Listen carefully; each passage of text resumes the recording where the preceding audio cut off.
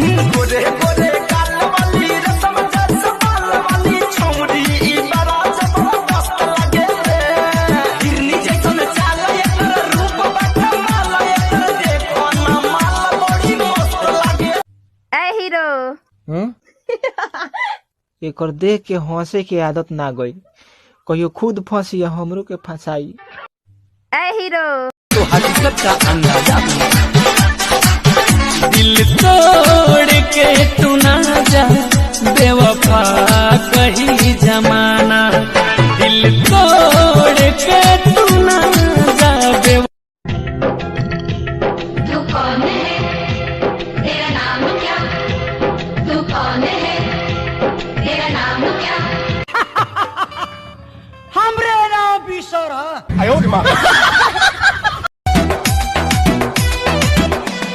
तोहरा सिवाय और कोई भाता नहीं और किसी का ख्याल आता नहीं झूठी झूठी लव यू ना झूठी तोहरा सिवा।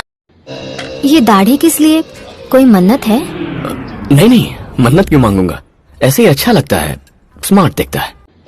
ये बाबू तो घर में जोता भीतर जाइबे का फेर ये लोग के बताइए दे हम बिना बतावले छोटका आ गई ना मान बलो ना भतीजा तोरा माहियो जिंदाबाद का है तोरे मौसियो जिंदाबाद।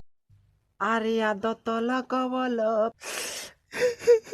का भइल बारे? काहे रोआ तारी?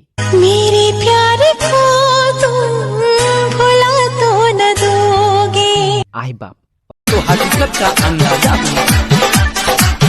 दिल तोड़ के तू ना जा बेवफा